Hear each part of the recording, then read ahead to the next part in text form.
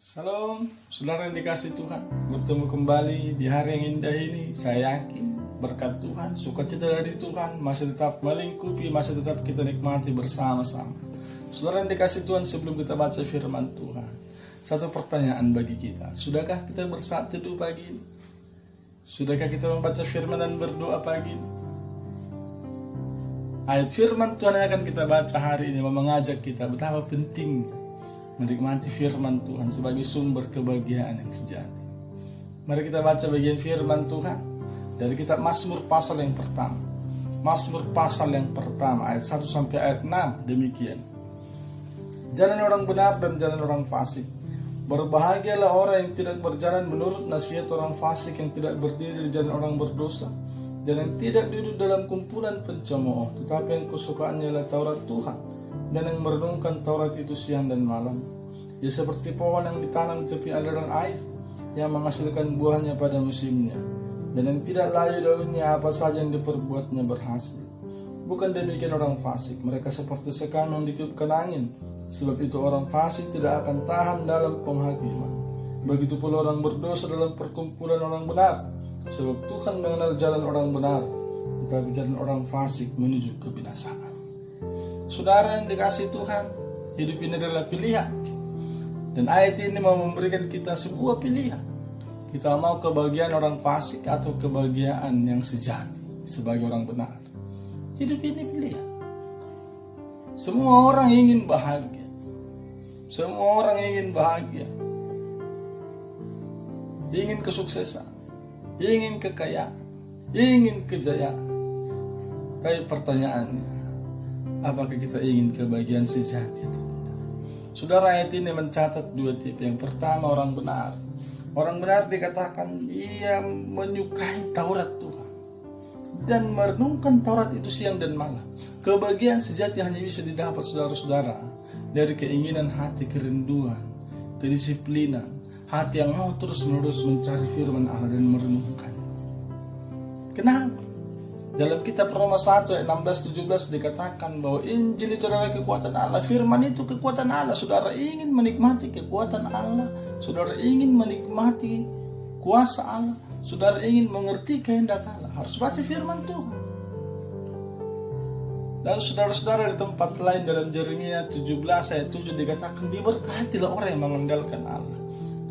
Dan itu sejalan dengan apa yang dikatakan dalam ayat 3 kitab Mazmur 1, ya, seperti pohon yang ditanam di tepi aliran air, yang menghasilkan buahnya pada musimnya, dan yang tidak akan layu. Saudara-saudara, saat kita mulai merasa lelah, mudah marah, mudah lelah, jenuh dalam melakukan segala sesuatu, coba cek. Jangan-jangan kita telah jauh dari firman Allah. Firman Allah menyegarkan. Orang yang akan membaca firman Allah terus-menerus tidak akan mengalami kekeringan rohani. Dia akan bersuka cita sekalipun dalam tekanan, karena apa? Dia punya kekuatan yang dari Allah, yaitu firman Allah. Sementara orang fasik, saudara-saudara, berbahagia, ya biar bahagia, tapi kebahagiaan yang semu. Orang fasik, orang yang tidak percaya kepada Allah, orang yang tidak mengandalkan Allah, dia itu hanya akan seperti sekam. Dalam ayat 6b dikatakan jalan orang fasik menuju kebinasaan. Ya seperti sekam dalam ayat 4. Saya baca ayat 4. Mereka seperti sekam yang ditiupkan angin. Bahagia tapi semu. Sebentar dapat lalu langsung hilang, saudara.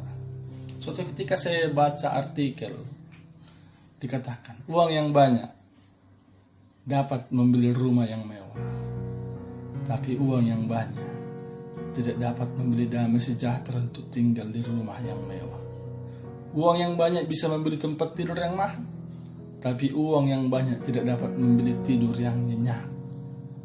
Uang yang banyak bisa membawa engkau bepergian kemana-mana, tapi uang yang banyak tidak memberi engkau keselamatan dalam bepergian.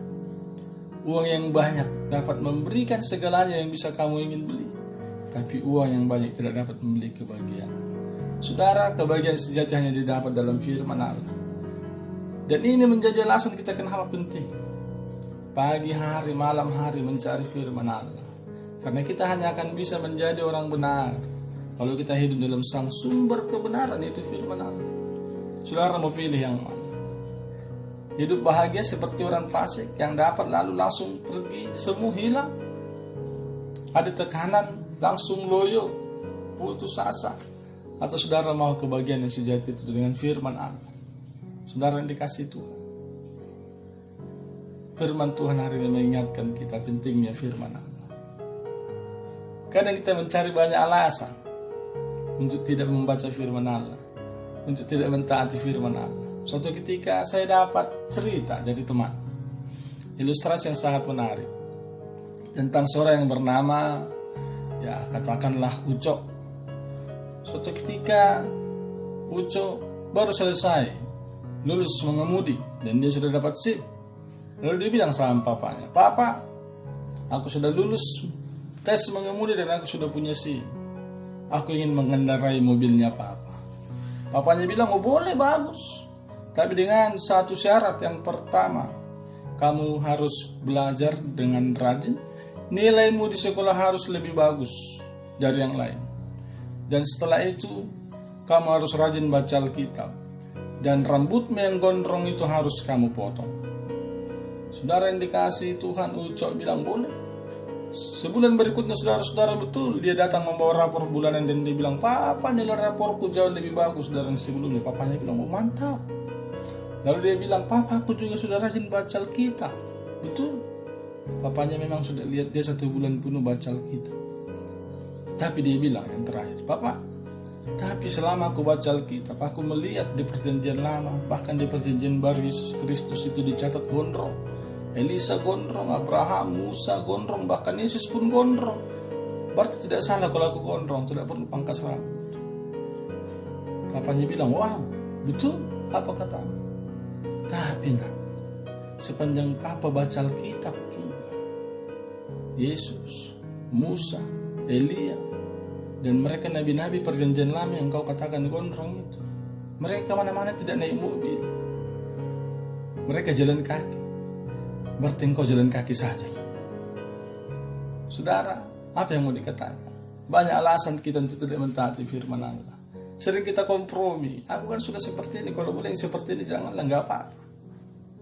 Mencari alasan, sibuklah, ngantuk. Apa lagi alasan kita? Kecapean. Tapi hari ini saudara-saudara, saat kita letih, saat kita lemah, justru kekuatan kebahagiaan sejati ada dalam firman Allah. Karena itu mari miliki sukacita untuk tiap-tiap hari mencari firman Allah. Tidak perlu buat alasan. Alasannya yang satu, kebahagiaan sejati sebagai orang benar hanya firman Allah.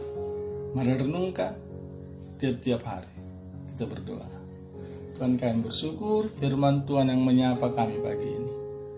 Ingatkan kami untuk mengandalkan Tuhan, mencari firman Allah, bertumbuh dalam Tuhan, menikmati kebahagiaan firman dalam nama Yesus. Amin.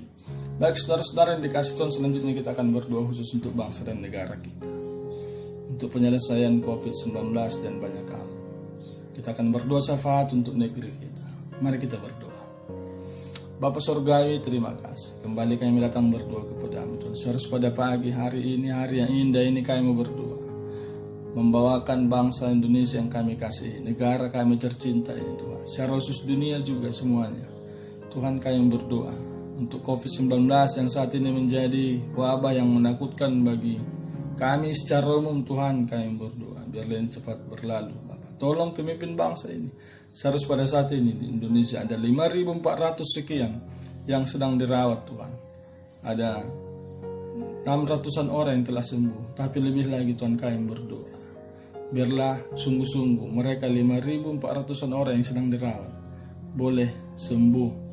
Boleh Tuhan jamah, tambahkanlah jumlah yang sembuh ya Tuhan. Kami berdoa untuk pemerintah pusat sampai ke daerah dalam mengambil kebijakan yang tepat dan cepat. Tuhan, Engkau tolong mereka. Biarlah apa yang mereka lakukan itu menjadi langkah yang tepat untuk penanganan virus corona ini. Biarlah pemerintah bergerak lebih cepat lagi Tuhan, supaya situasi ini cepat kembali aman, kembali beraktivitas seperti biasa. Tuhan, tolong juga tim medis, semua perawat, dokter, bahkan petugas supir ambulans, petugas pemakaman. Tuhan, Engkau tolong mereka. Kami juga berdoa untuk gereja-gereja mulai ambil bagian menolong pemerintah bekerja sama dan semua rakyat Indonesia mentaati aturan, untuk tinggal di rumah, untuk mengikuti protokol negara. Tuhan, kami berdoa, biarlah dengan kerjasama ini semua, COVID-19 boleh dapat segera berakhir persebarannya. Terima kasih, kami serahkan hidup kami, lindungan kasih Tuhan. Dalam nama Yesus kami berdoa. Haleluya. Amin. Salam.